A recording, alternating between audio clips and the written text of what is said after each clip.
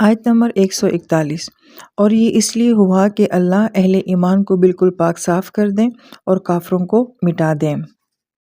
اس آیت مبارکہ کے الفاظ بہت مختصر ہیں مگر اس کا مضمون بہت ہی گہرا ہے۔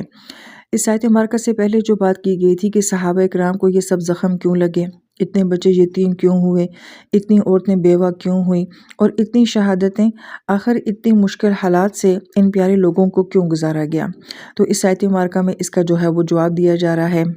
لہٰذا اس آیت مبارکہ میں لیمحص کا جو لفظ آ رہا ہے یہ میم، ہا اور صاد سے ہے۔ اس کا ایک معنی بیان کیا جاتا ہے کہ ایسا گھوڑا جس میں کوئی اضافی چربی نہ ہو، صرف اس کے مسل ہوں، پٹھے ہوں۔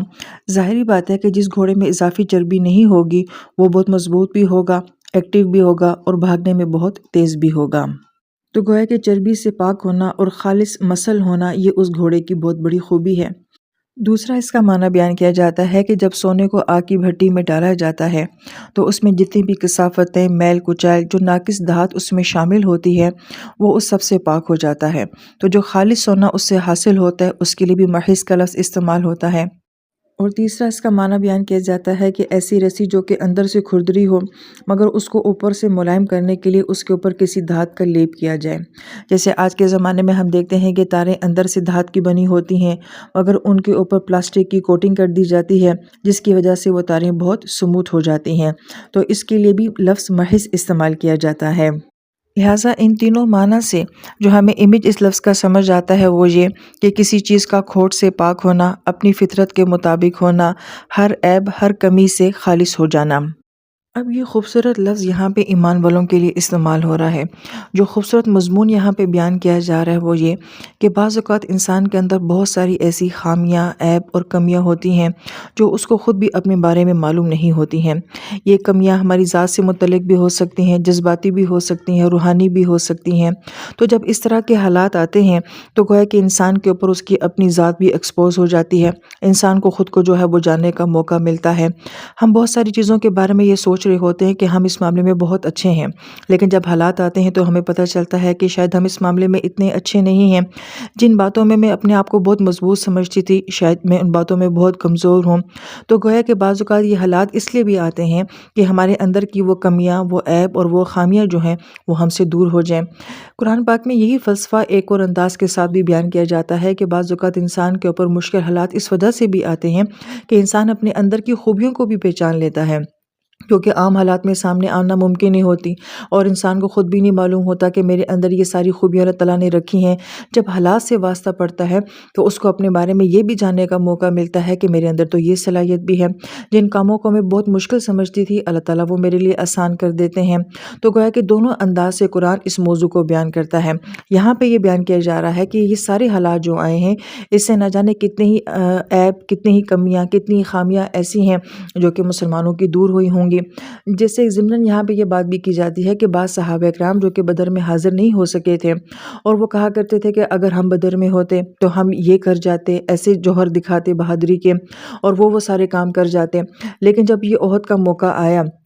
تو یکدم کافروں کا اس طرح سے حملہ کرنا کہ ان کے قدم جو ہیں وہ اپنی جگہ سے اکھڑ گئے تو وہ سب کچھ نہ کر سکے جو وہ وہاں پہ دعویٰ کر رہے تھے۔ اب اس کا یہ مطلب نہیں ہے کہ وہ سچے صحابہ نہیں تھے یا ان کے دلوں میں سچے جذبے نہیں تھے، لیکن یہاں سے یہ بھی بات مفسرین کرام بیان فرماتے ہیں کہ بعض اوقات انسان جو ہے وہ بہت بڑی بڑی بات کر جاتا ہے کہ اگر میرے پاس یہ حکومت ہوتی میں ایسے کرتا، اگر میرے پاس یہ اختیار ہوتے تو میں یہ کرتا، اگر مجھے اللہ تعالیٰ ایسے حالات اپرچونٹیز دیتا تو میں یہ سب کچھ کر لیتا، لیکن عین ممکن ہے کہ جب اس کے پاس یہ سب کچھ آ جائے اور وہ سب کچھ نہ کر سکے۔ تو کوئی کہ انسان کو بہت بڑا بول بھی نہیں بولنا چاہیے، بہت بڑا دعویٰ بھی جو ہے وہ نہیں کرنا چاہیے۔ عین سچویشن میں کوئی انسان کس معاملے میں بہت بہتر ثابت ہو جائے یہ بھی کوئی نہیں جانتا، اور کس حالات میں کون سا انسان جو اپنے آپ کو بہت بہتر سمجھتا ہے وہ ڈاؤن ہو جائے یہ بھی کوئی نہیں جانتا۔ لہٰذا ایمان والوں کے لیے یہ لفظ استعمال کر کے ان کا معاملہ تو کلیئر کر دیا گیا کہ یہ سارے حالات اور سچویشن جو ہیں یہ ان کے لیے کسی بہتری کی وجہ سے ہی آئے تھے۔ البتہ کافروں کے لیے یہاں پہ جو لفظ محق استعمال کیا گیا ہے اس سے پہلے کہ ہم اس لفظ کو جانیں، یہاں پہ غور طلب بات یہ ہے کہ محض کے ساتھ اللہ تعالیٰ کا نام آیا تھا، مگر محق کے ساتھ اللہ تعالیٰ کا نام نہیں آیا ہے۔ حالانکہ جب ہم محق کو جانیں گے تو دونوں معاملات کے پیچھے اللہ تعالیٰ ہی کا ہاتھ ہوتا ہے، لیکن محض کے ساتھ اللہ نے اپنے نام کو جوڑا ہے، محق کے ساتھ نہیں جوڑا۔ وہ کیا وجہ ہے؟ پہلے ہم لفظ محق کو دیکھ لیتے ہیں۔ محق کہا جاتا ہے جب ماہ کا آخری حصہ ہوتا ہے، جب چاند تقریباً نہیں دکھائی دیتا تو مہینے کے اس حصے کو محق کہا جاتا ہے۔ دوسرا معنی بیان کیا جاتا ہے کہ جب کھجور کے درخت ایک دوسرے کے بہت قریب ہو جائیں، جس کی وجہ سے ان کا پھل نہ آ سکے، تو اس کو بھی محق کا عمل کہا جاتا ہے۔ تو گویا کہ مہینے کے آخر میں چاند کا نظر نہ آنا اور درخت کا پھل نہ دینا، یہ محق ہے۔ تیسرا معنی محق کا بیان کیا جاتا ہے کہ جب اونٹنی دودھ نہ دے، یا وہ صرف نر بچہ دے، مادہ بچہ نہ دے، تو اس کو بھی محق کا عمل کہا جاتا ہے۔ اسی طریقے سے اس کا چوتھا معنی کہ جس جانور کا سینگ، اس کا کارنر جو ہے، نکیلا حصہ، وہ اگر ٹوٹ جائے تو اس کو بھی قرن محق کہا جاتا ہے۔ ان تمام معنی سے جو ہمیں اس کا مرکزی معنی سمجھ آتا ہے وہ یہ کہ کسی چیز کا اپنی اصل، اپنی حقیقت، اپنی اہمیت کو کھو دینا، یعنی کہ وہ چیز جس کی وجہ سے وہ اہم تھا، وہ چیز اس میں نہ ہونا، اس کو محق کہا جاتا ہے۔ لہٰذا چاند کا نظر نہ آنا، یعنی کہ اس کی روشنی نظر نہیں آ رہی، درخت کا پھل نہ دینا، سینگ نوکدار ہوگا تو وہ جانور کے لیے کام والا ہوگا، ورنہ اس سینگ کا کوئی نفع نہیں ہے۔ اونٹنی اگر دودھ نہ دے، اس کا کوئی نفع نہیں ہے۔ تو کسی چیز کا نفع نہ دینا، اپنی اہمیت، اپنی صلاحیت کو کھو دینا۔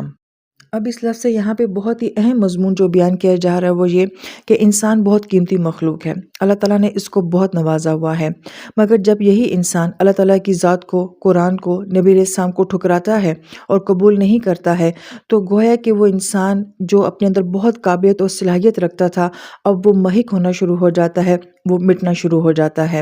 یعنی کہ جو صلاحیتیں اللہ پاک نے اس کو دی ہیں وہ اس کے اندر سے ختم ہونے شروع ہو جاتی ہیں۔ اس لفظ کے بارے میں علماء کرام یہ بھی فرماتے ہیں کہ یہ عمل جو ہے یہ آہستہ آہستہ ہوتا ہے، یکدم نہیں ہوتا ہے۔ لہٰذا ان کافروں کا محق تو اسی وقت شروع ہو گیا تھا جو کہ روحانی محق تھا، کہ جب انہوں نے نبی علیہ السلام کی دعوت کو قبول نہیں کیا، قرآن کو قبول نہیں کیا۔ اور اگر اس کو احد کے پس منظر میں دیکھا جائے تو ہو سکتا ہے کہ بظاہر یہ کہا جائے کہ مسلمانوں کو نقصان ہوا ہے اور انہیں شاید کسی طور پہ جو ہے وہ فائدہ ہوا ہے، لیکن اصل میں اگر دیکھا جائے تو جو وہ مقصد حاصل کرنے آئے تھے کہ نبی علیہ السلام کو شہید کرنا، نعوذ باللہ، وہ تو ممکن نہیں ہو سکا۔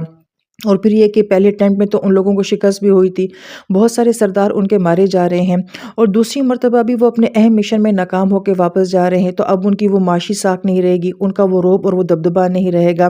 تو گویا کہ ان کا سیاسی اور معاشرتی محق بھی جو ہے وہ شروع ہو چکا ہے، اور وہ اپنی پاور کو جو ہے وہ کھوتے چلے جا رہے ہیں، ایک کے بعد دوسری شکست کا ان کو جو ہے وہ سامنا کرنا پڑ رہا ہے۔ تو گویا کہ ایک طرح کا محق کا عمل ان کا بھی شروع ہو چکا ہے۔